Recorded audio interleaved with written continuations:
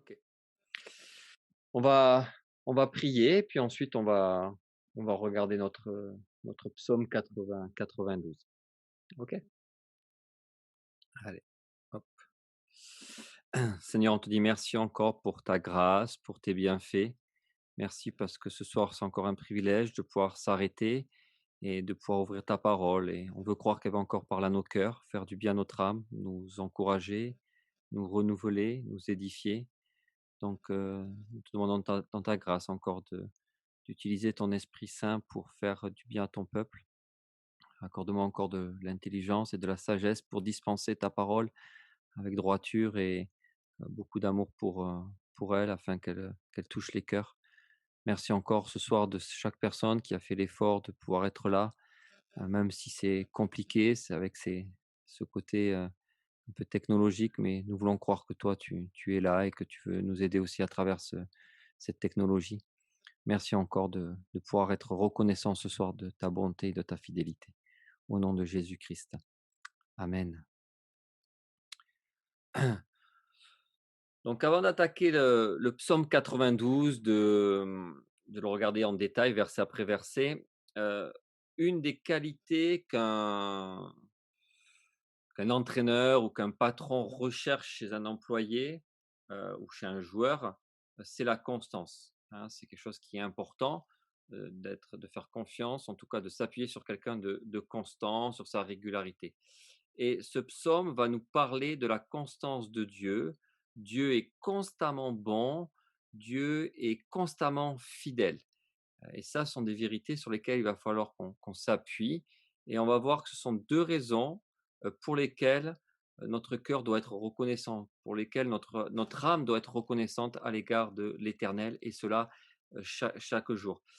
Imaginez un instant que si Dieu n'était pas constant dans son amour ou dans sa bonté, que Dieu n'était pas constant dans sa fidélité, je crois qu'il y aurait plus beaucoup d'êtres humains sur cette terre, hein.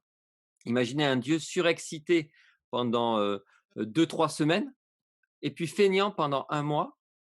Heu, vous imaginez ce genre de Dieu? Ou un Dieu qui change, d'humeur en fonction des circonstances? Ça serait terrible. Ça serait terrible pour l'humanité, pour nous. Donc, le Dieu qui s'est révélé à travers sa parole, à travers l'écriture, à travers la Bible est un Dieu constant en bonté, en amour et en fidélité, autant dans ses bénédictions, il est constant et fidèle et bon, que dans ses jugements. Et c'est un peu ce que nous allons essayer de voir, ce soir dans ce psaume 92. OK?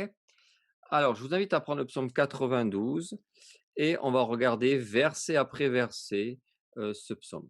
Donc psaume 92, le premier verset nous dit, heu: «Cantique pour le jour du sabbat».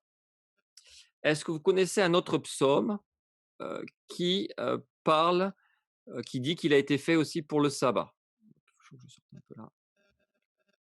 Hop. Est-ce que vous conna est-ce que vous connaissez un psaume où il est question aussi du sabbat? Où c'est mentionné que c'était fait pour le sabbat?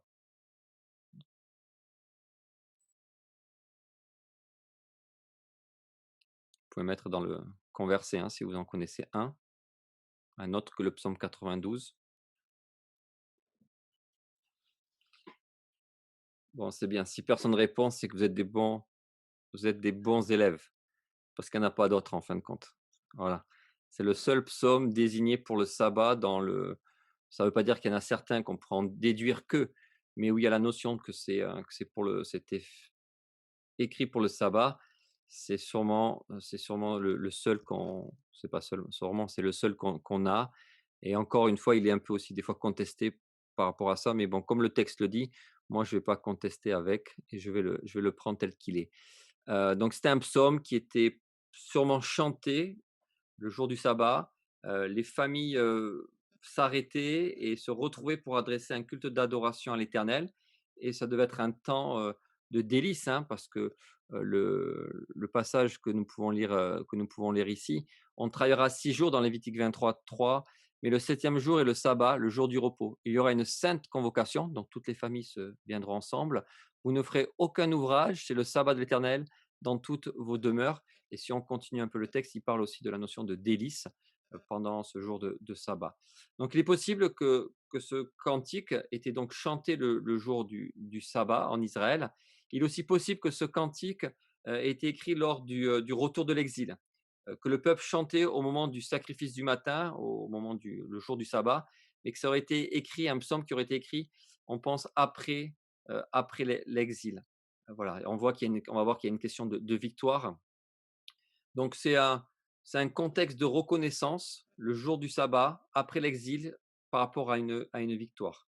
Il faut aussi savoir que ce psaume, ainsi que le 93, c'est des psaumes qui ouvrent une série pour célébrer la royauté de l'Éternel. L'Éternel est roi. Il est au-dessus des nations et de nos ennemis. C'est ce que le psalmiste va nous dire. Et surtout, le psalmiste est en train presque de dire, ah, l'Éternel est roi, il nous ramène chez nous, parce qu'il est bon et qu'il est fidèle. Et ça, c'est beau. Hein, c'est qu'il s'appuie sur un Dieu qui est bon et qui est fidèle et qui donne des victoires. On n'a pas trop d'informations sur qui a écrit le psaume. Certains pensent que c'est un roi à cause des versets 11 et 12 qu'on verra tout à l'heure. Mais voilà, il y a un petit débat. Et comme on pense que c'est après l'exil, c'est pas attribué donc à David. Mais bon, c'est pas mentionné. Comme dirait Nino, on va pas aller chercher midi à 14h, hein. On va rester sur le psalmiste. Je l'appellerai comme cela. OK? Allez, versets 2 à 4. On continue notre lecture. Hop, il dit, il est beau de louer l'Éternel, de célébrer ton nom, ô Très-Haut, d'annoncer le matin ta bonté et ta fidélité pendant les nuits, sur l'instrument à 10 cordes et sur le luth, au son de la harpe. Je vais aussi lire le verset 5. Et tu me réjouis par tes œuvres éternelles et je chante avec allégresse l'ouvrage, l'ouvrage de tes mains. Donc au verset 2, vous avez le mot éternel, hein, qui revient. Vous allez voir, il revient plus de 5, 6 fois, même 7 fois, je crois qu'il revient. Donc certains disent, voilà, un jour de sabbat, il est bien de répéter une louange à l'éternel, mais bon, ce n'est pas un argument forcément fort parce que beaucoup de psaumes n'étaient sûrement pas chantés le jour du sabbat et le mot éternel revient aussi. En tout cas, on voit que l'éternel est là, il est au cœur, il est au centre de ce psaume. Donc vous le verrez au verset 2, au verset 5, au verset 6, au verset 9, au verset 10, au verset 14 et au verset 16.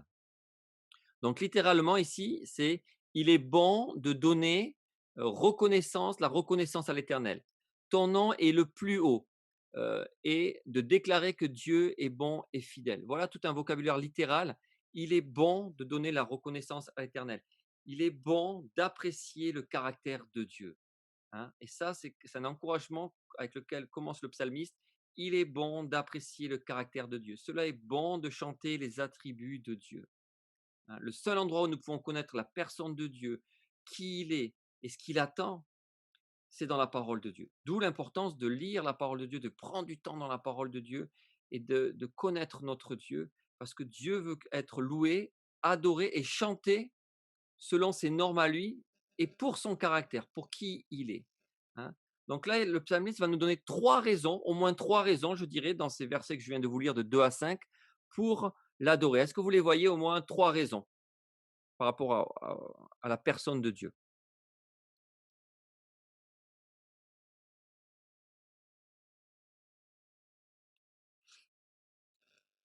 Allez-y, je vous laisse travailler un peu.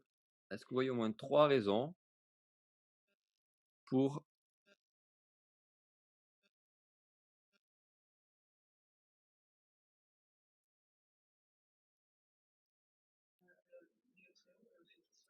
Bonté, fidélité, les œuvres. OK, bonté, c'est noté. Sa fidélité, OK. Allez, une petite troisième. Les deux là, elles sont Ses évidentes. œuvres. Comment? Raya. J'ai pas entendu. C'est Raya. Ses Ses œuvres. œuvres. OK. Donc on va sur ses œuvres, moi je vais marquer œuvre créatrice. On va voir pourquoi même si on va voir qu'à mon avis, il y a aussi un terme un peu plus général pour le mot œuvre, mais on va mettre d'abord le verset 5 pour les œuvres plutôt créatrices et le verset 6, on verra les œuvres un peu en général. On reviendra là-dessus.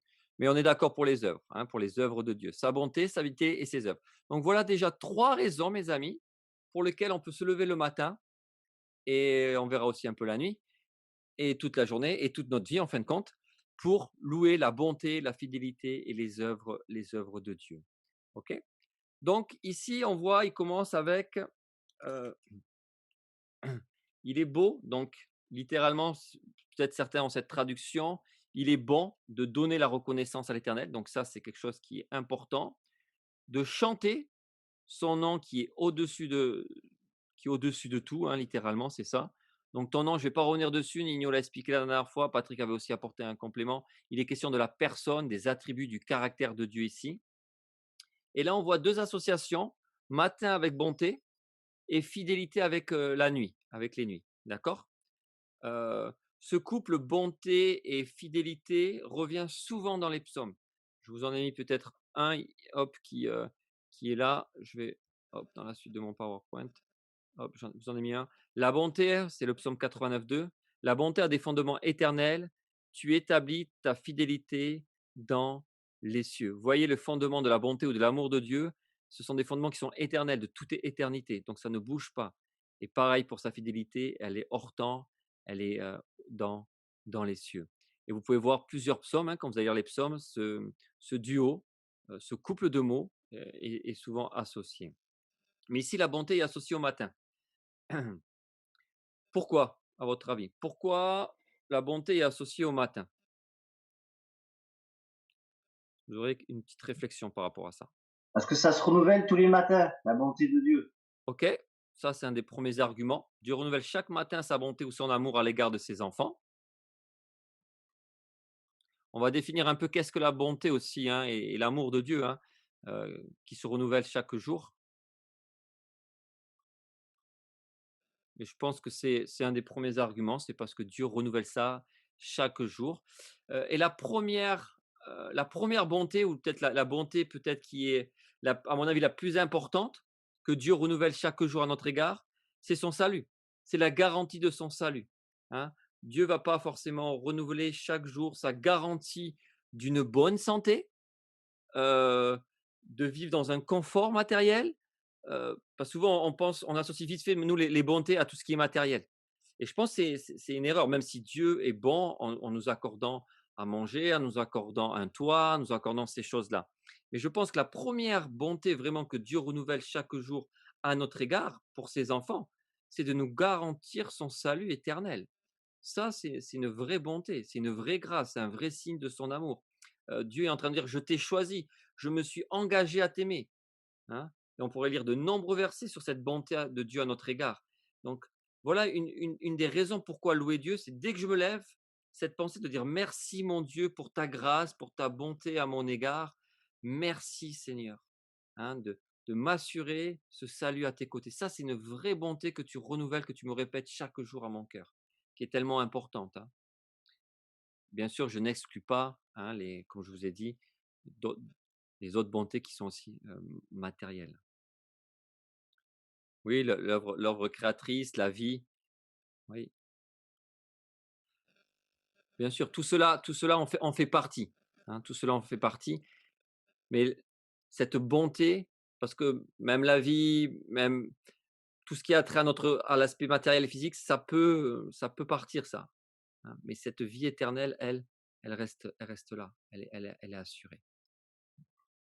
Et Florent, Oui, on pourrait dire aussi que la bonté, c'est aussi avec le matin, parce que il y a le verset qui dit compte tu sais ce qu'on chante nous, compte compte les les bienfaits bienfaits de de Dieu. Dieu, Parce que celui-là? ça marche avec la lumière, Oui, tandis que la fidélité, ça marche avec la nuit et l'inquiétude et les choses qu'on voit pas. oui.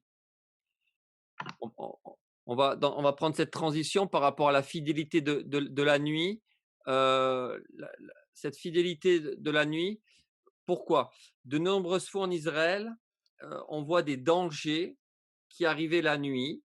Et puis je pense que c'est aussi, un moyen pour l'ennemi d'attaquer, c'est plus propice pour l'ennemi d'attaquer la nuit. Je pense notamment à cette histoire dans Néhémie, hein, lors de la reconstruction des murailles. En Néhémie 4, vous allez voir si vous relisez le texte, il y a cette notion de la journée, mais aussi de la nuit. Et on voit aussi Ésaïe, Job, Paul et Silas, qui vont louer l'Éternel la nuit parce qu'ils croyaient en la fidélité de Dieu. Et quand Dieu s'engage, Dieu est fidèle même durant les moments les plus dangereux qui sont propices à l'ennemi et qui est la nuit. Dieu ne dort pas, il reste constamment éveillé. Le Fils intercède constamment pour nous. Il ne s'arrête pas la nuit non plus. Pourquoi? Parce qu'il est fidèle. L'engagement du Fils à notre égard a lieu aussi, et heureusement la nuit aussi. Il est fidèle. Hein. Et des fois, les pensées, euh, les attaques, des fois même de l'ennemi, peuvent arriver des fois la nuit, mais Dieu est là pour nous protéger. Hein. Vous savez, quand vous êtes allongé dans votre lit, des fois, vos pensées, vous n'arrivez pas à dormir, peuvent partir un peu dans tous les sens et vous pouvez être une proie et être fragilisé par des tentations aussi qui viennent du diable. Euh, mais Dieu s'engage à être fidèle, à vous aider, à vous encourager et le Fils intercède pour nous. Et ça, c'est une preuve encore de fidélité même durant la nuit. Et Israël, ça parlait au cœur de la nation, hein, parce qu'ils savaient très bien que les embuscades arrivaient souvent la nuit pour déstabiliser Israël. Mais le psalmiste reconnaît que même dans ces moments d'embuscade, que même dans ces moments de danger la nuit, Dieu reste fidèle. C'est sa personne, c'est son caractère. Hein. Est-ce que vous aurez des remarques ou par rapport à ça avant de regarder les instruments hein, sur lesquels était chanté ce psaume? Ouais. Moi, je pourrais dire qu'avec la nuée, on la voyait le jour pour être conduit, Oui, mais la nuit, elle était le feu pour défendre et éclairer. oui, cette notion de protection.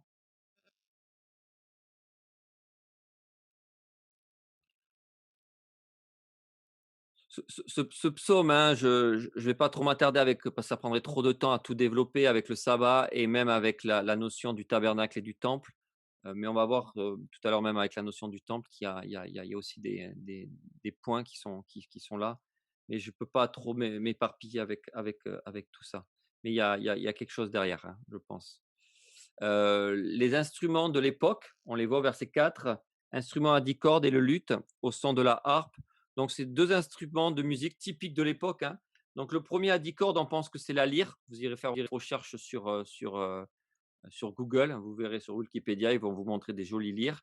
Et le luth, hein, ça se différencie un peu de la harpe par leur nombre de cordes. Hein. Et la lyre, c'est sa structure qui, elle est similaire à la harpe. Vous verrez, c'est des instruments de l'époque qui sont assez jolis.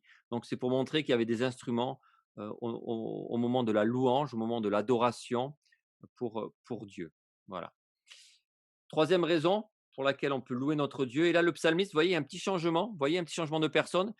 Jusqu'ici, c'était du il, ou c'était la troisième personne. Et là, on passe maintenant au tu. Hein, il va dire ici tu me réjouis par tes œuvres éternelles et je chante avec allégresse l'ouvrage de tes mains. Donc, le tu, souvent, c'est pour montrer l'intimité que le psalmiste ou que la personne a avec Dieu. Et le psalmiste se réjouit et chante à l'Éternel pour l'œuvre créatrice de Dieu. Quand il dit les œuvres des mains de Dieu, euh, pour moi, elle s'applique à la création, qu'on peut retrouver même dans le psaume 19, verset 2, que Michel traitera la semaine prochaine. Et on peut voir aussi ça dans Genèse. Donc, si ces œuvres ici sont liées avec le sabbat, ces œuvres de Dieu ici, quand il dit l'ouvrage de tes mains, si c'est lié avec le jour du sabbat, comme on l'a vu au verset 1, cette relation avec la création n'est pas incohérente du coup. Hein. Donc c'est pour ça que tout à l'heure j'insistais plutôt que sur les œuvres qu'on voit au verset 5. Je pense que le psalmiste se réjouit de l'œuvre créationnelle de la part de Dieu. Et la création de Dieu est là pour rappeler à l'homme que Dieu existe et qu'il mérite d'être adoré. Hein, je vous laisse revoir Romains chapitre 1, où on voit que l'homme est inexcusable hein, et même devrait adorer Dieu parce que Dieu est un Dieu créateur aussi. Et c'est ce qui devrait nous encourager, nous réjouir de voir la création de Dieu. Et je dirais qu'en tant qu'enfant de Dieu, la création devrait nous pousser chaque matin à l'adorer. Hein, quand on parle de création, on pourrait prendre l'exemple, par exemple, moi, je suis émerveillé par l'anatomie humaine. J'y comprends pas grand-chose, hein, c'est pas mon métier, mais je suis émerveillé par l'anatomie humaine. Et ça devrait nous réjouir en disant à Dieu, quel Dieu merveilleux tu es.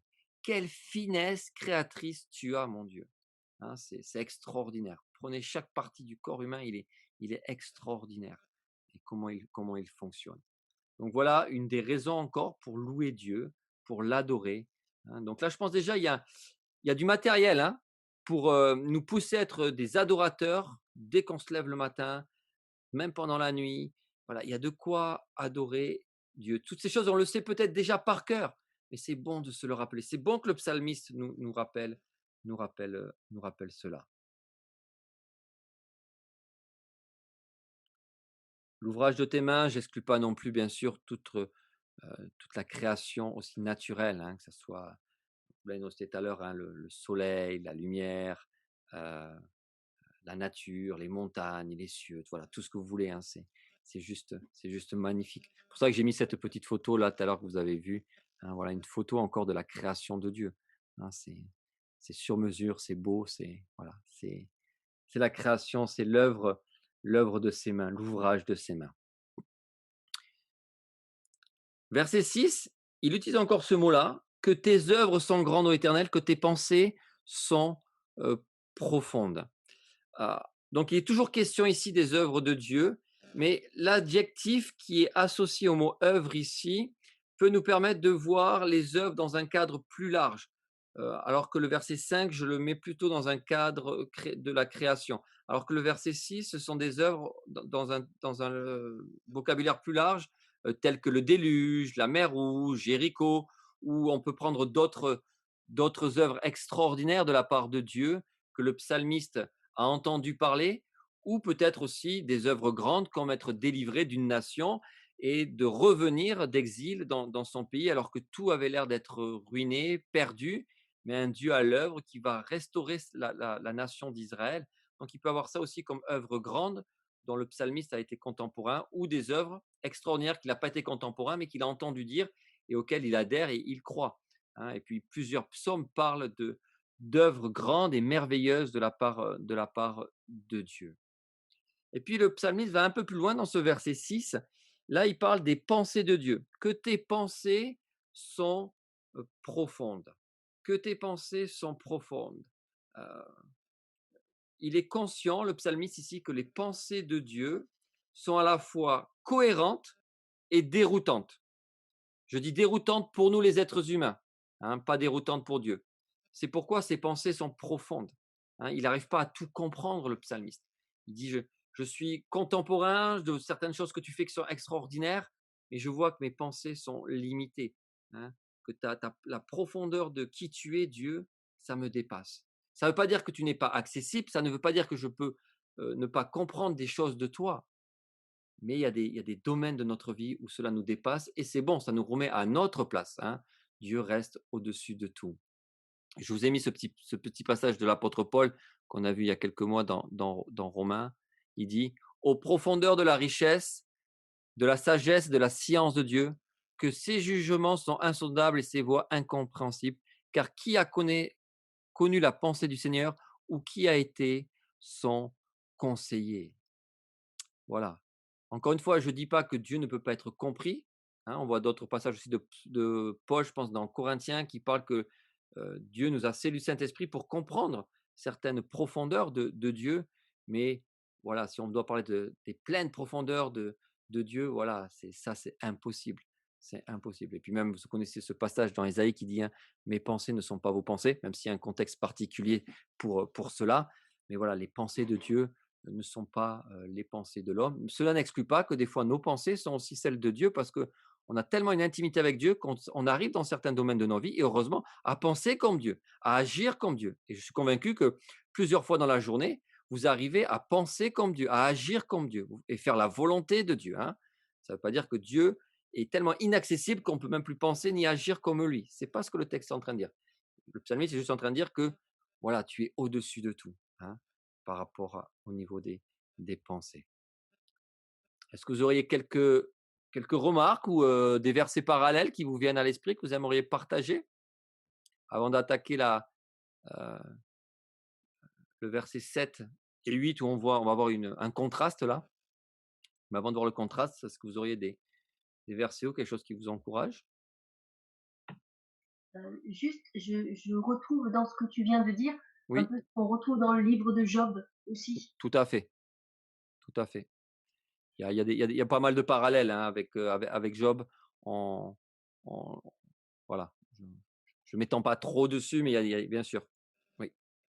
Le psaume 139:6, Quelle créature merveilleuse que tu es, c'est ça? une science aussi merveilleuse est au-dessus de ma portée. Ouais, le 139 est très bien et très à propos avec ce verset 5 et 6, hein. Je pense que c'est le psaume qui nous parle aussi qu'on est, de ce que je suis une créature si merveilleuse, tes œuvres sont admirables, hein, c'est ça? Non, je pensais à une science aussi merveilleuse Ah est oui, au-dessus de ma portée. ah par rapport à la profondeur de ses pensées. Oui. OK, merci. En tout cas, cette compréhension de la grandeur de Dieu n'est pas abstraite ni juste intellectuelle pour le psalmiste, mais elle est vraiment réelle.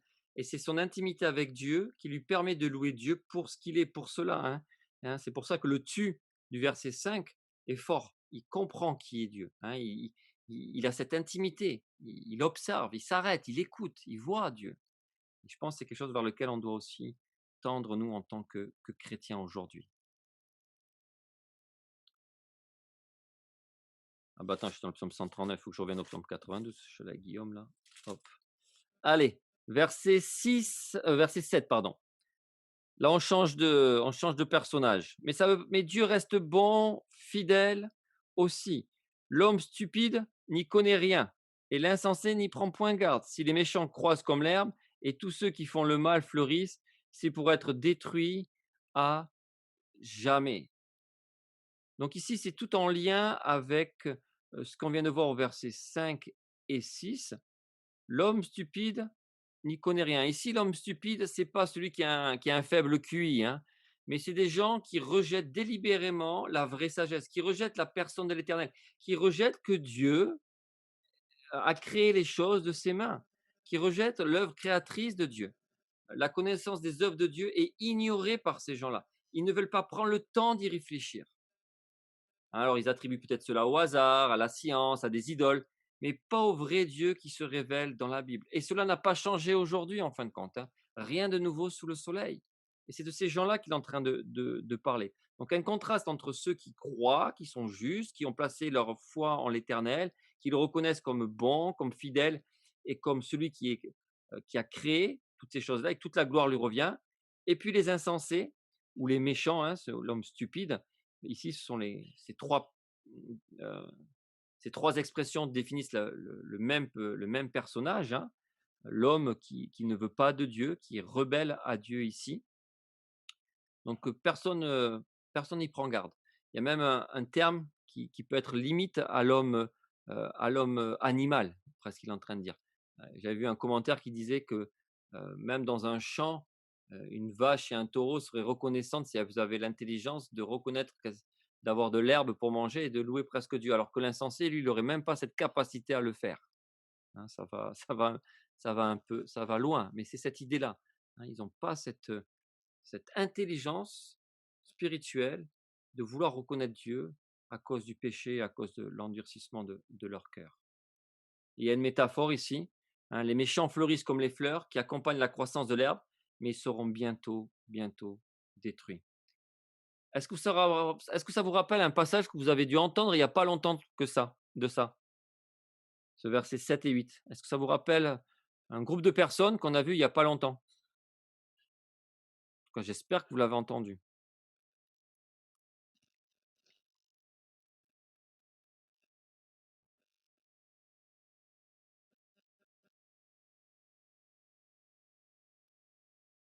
Hop, attendez. Ouais, merci Benjamin. Tu as écouté le message de dimanche. Vous savez, dans les béatitudes et les malheurs, dans le message de dimanche, j'expliquais toute cette deuxième partie concernant les riches, hein, de ce monde, hein, ou ces gens qui sont aussi insensés, ces gens qui sont l'homme stupide, hein, fait partie de cela. Le présent est à eux, ils rient, donc tout fleurit, mais le futur est terrible. Le futur est terrible. Et c'est de ça qu'aussi ici, le psalmiste est en train de parler. Tout comme Jésus a parlé dans Luc chapitre 6, euh, je pense à partir des versets 24, 25 et 26.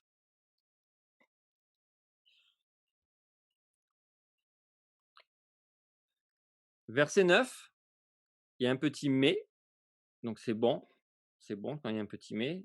Mais toi, tu es le Très-Haut à perpétuité, ô Éternel.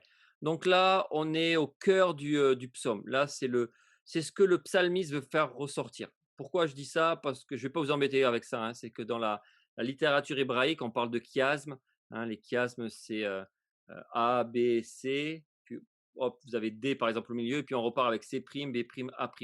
Mais ce que le psalmiste veut ressortir, c'est ce qu'il y a au centre. Et là, c'est une sorte de chiasme en hébreu. Et le verset clé, le verset central, c'est ici: mais toi, tu es le Très-Haut à perpétuité, ô Éternel.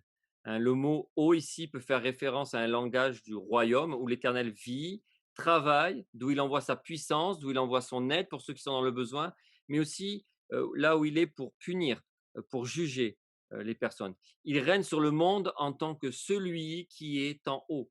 Et ce règne n'est pas limité dans le temps, contrairement au règne humain. Hein. Le règne de Dieu est à perpétuité et éternel. Il est au-dessus de tout. Hein. Et étant au-dessus de tout, contrôlant tout, cela lui permet d'être constamment bon, d'être constamment fidèle à l'égard de ses bénédictions, mais aussi à l'égard de ses jugements. Donc là, c'est le verset clé, hein, que nous avons au cœur du psaume.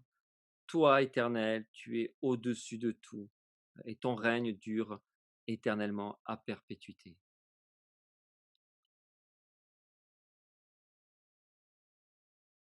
Et là, vous voyez le fameux chiasme. Donc, on repart avec le petit C qui était le verset 6 et 7 et 8. Le cœur, c'est le verset 9. Et puis, on repart avec le C', si vous voulez. Car voici tes éternels. Voilà, verset 10. On voit, hop, tout ce qui concerne encore les ennemis. Et puis ensuite, vous verrez le verset 11 et 12 qui peuvent aller avec le verset 5 et 5 et 6. Et puis ensuite, on redescend avec le 13 et 16 qui correspondent à ce qui précède. Donc il continue ici: car voici tes ennemis, ô Éternel, car voici tes ennemis périssent, tous ceux qui font le mal sont dispersés. Le psalmiste, ici, j'ai noté, a vu ça. Il est contemporain de cette victoire. Hein. Ici, on voit une victoire de la part de Dieu, mais souvent, la victoire de l'Éternel, dans l'Écriture, elle est associée à qui? Souvent, il y a un personnage dans l'Écriture qui s'associe avec la victoire de l'Éternel, et que l'Éternel permet que ce personnage s'associe à la victoire de l'Éternel, parce qu'ils ont un ennemi en commun. Est-ce que vous savez, c'est quel personnage souvent qui, qui s'associe à la victoire de l'Éternel dans l'Écriture? Il y a le juste et le Messie. Oui, et on peut en rajouter le Messie, je pense que ça c'est important, et le roi. Souvent le roi, et là en l'occurrence par rapport même au règne messianique, mais on voit souvent le roi ou David, hein, vous pouvez prendre souvent David, qui s'associe à la victoire de l'Éternel, et Dieu lui permet de s'associer à ça parce qu'ils ont quelque chose de commun. Et le roi terrestre sur Israël, souvent, pour ceux qui étaient bons bien sûr, s'associait à la victoire de l'Éternel.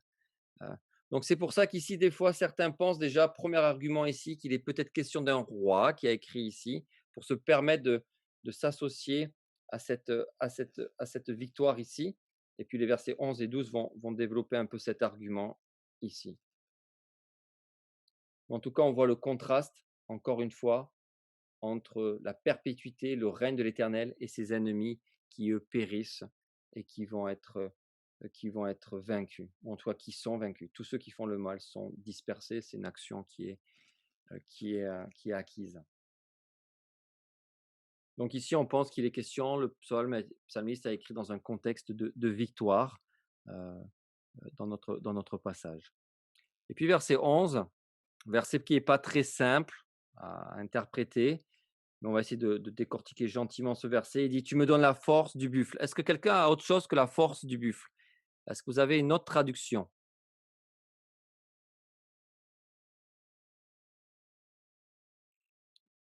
Est-ce que quelqu'un a autre chose que le mot force, par exemple? C'est le mot force qui m'intéresse en fin de compte.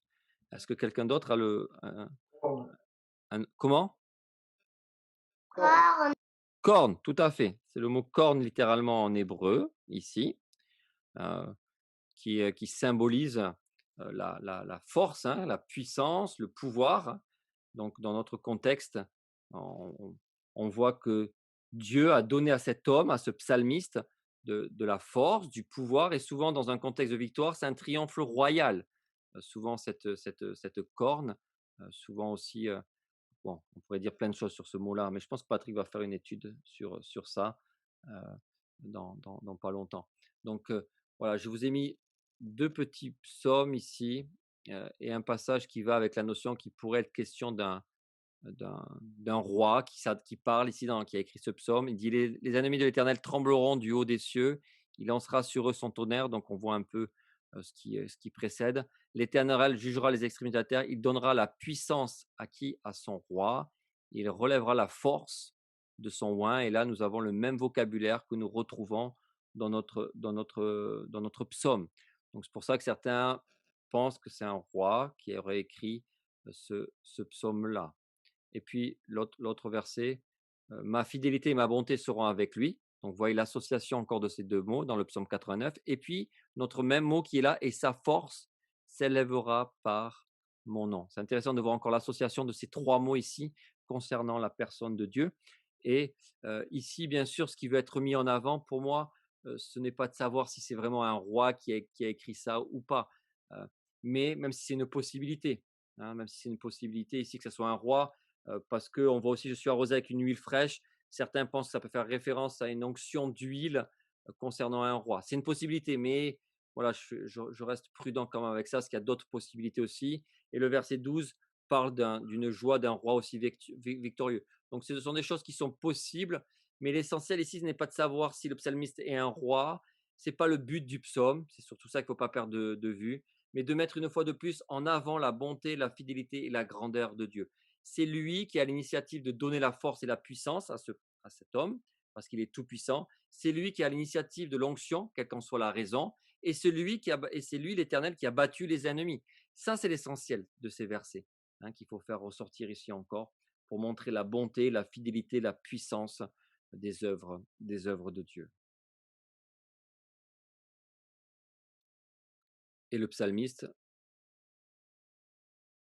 explique, verset 12, «Mon œil se plaît à contempler mes ennemis et mon oreille à entendre mes méchants adversaires». Ça ne veut pas dire souvent certains vont dire: «Ah ben c'est en opposition avec il faut aimer ses ennemis», tout ça.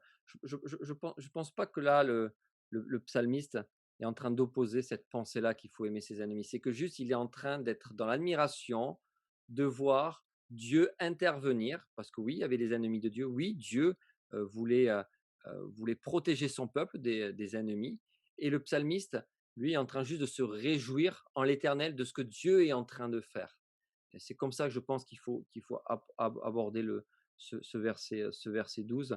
Et, et en fin de compte, il est en train de mettre en avant l'œuvre de Dieu ici, le psalmiste, parce que oui, Dieu est là pour aussi détruire l'ennemi lorsqu'ils attaquaient Israël. Il voulait protéger son peuple. C'était une manière de montrer aussi sa fidélité à Israël. Tout comme il était capable d'utiliser aussi les nations et les ennemis pour sanctionner et juger aussi Israël.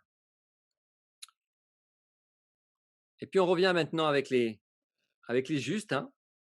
Donc les justes, ce sont ces personnes, pour ça que je vous parle d'un chiasme, les justes, ce sont ceux qui louent l'Éternel, c'est ceux qui célèbrent le nom du Très-Haut, c'est ceux qui annoncent le matin la bonté, qui annoncent la fidélité pendant les nuits, c'est ceux qui se réjouissent des œuvres de l'Éternel. Voilà, ça c'est les justes. Ça, ce sont les justifiés, c'est ceux qui ont placé leur foi en Dieu, en l'Éternel, hein, en contraste avec les méchants du verset 8. Et eux aussi vont avoir une métaphore, ici, les justes, hein, les croyants. Eux, ils vont être comparés au palmier ou au dattier, alors, des fois en fonction de certaines traductions, et au cèdre du Liban, hein. Belle métaphore pour comparer les justes. Euh, alors, deux, trois infos que j'ai trouvées sur ces arbres. Je vous les lis, hein, c'est pas moi qui les ai inventés. Les racines du palmier sont profondes, elles vont loin pour rechercher les sources d'eau, surtout dans le contexte géographique d'Israël.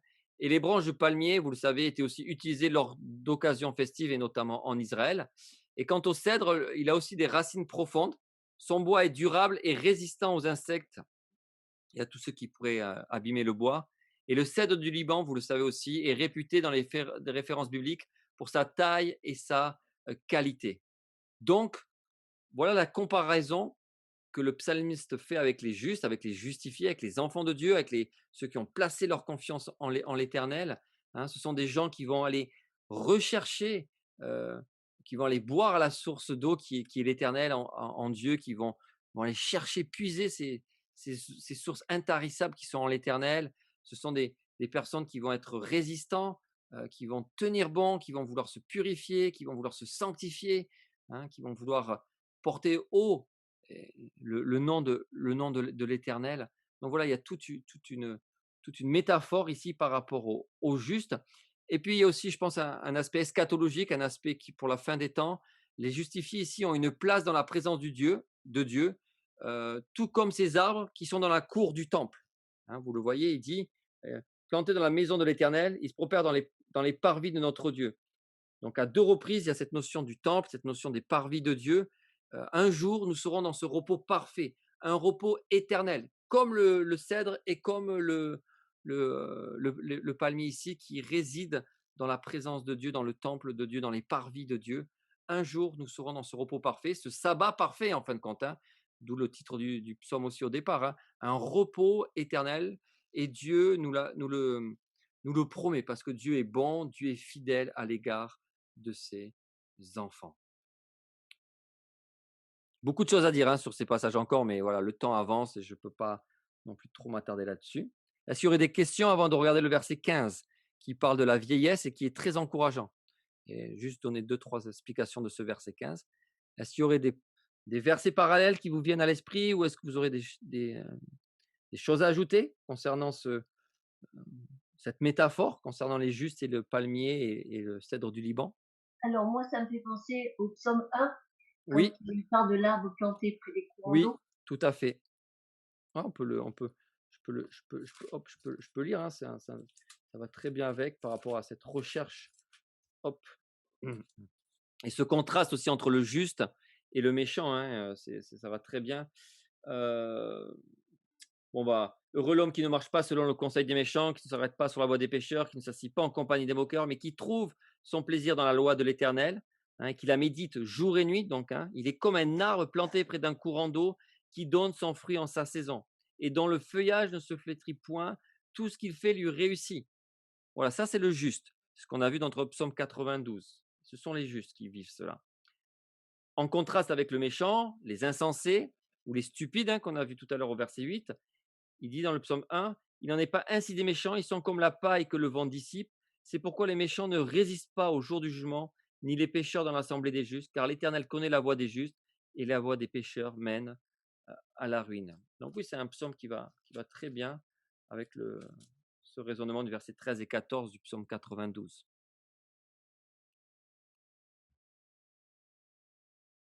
D'autres remarques ou on continue, vous me dites? C'est bon?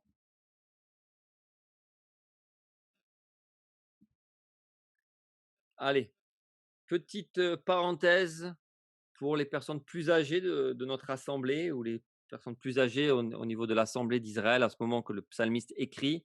Il dit, ils portent encore des fruits dans la vieillesse, ils sont pleins de sève et verdoyants. Donc bien sûr, vous comprenez qu'ici l'image, le il, s'il est en train de parler du cèdre et du palmier, mais comme le cèdre et le palmier sont rattachés au juste, ici, il est en train de dire que les justes portent encore des fruits dans la vieillesse. Donc, il parle à des personnes plus âgées dans l'assemblée en Israël, plus âgées dans nos assemblées aujourd'hui.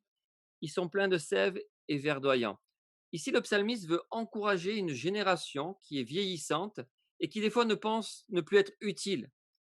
Mais il faut garder en tête que Dieu donne une capacité spirituelle à ses enfants, donc ici les justes, qui sont vieillissants, qui sont souvent limités par leur santé physique ou mentale, ça c'est une réalité de la vie, mais Dieu leur dit, vous êtes encore utiles, votre maturité spirituelle porte du fruit dans la vie des autres, et l'emploi de la sève et verdoyant montre l'utilité des justifiés âgés au sein du peuple de Dieu. Donc là, je trouve ce petit clin d'œil de la part de Dieu et de ce psalmiste très intéressant pour parler à cette génération, des fois vieillissante, mais qui est nécessaire et utile aussi. Et pourquoi ils arrivent à faire ça? À être encore utiles, à encore être plein de sève et verdoyants, cette génération plus âgée? C'est parce que Dieu est bon et Dieu est fidèle avec cette génération-là aussi.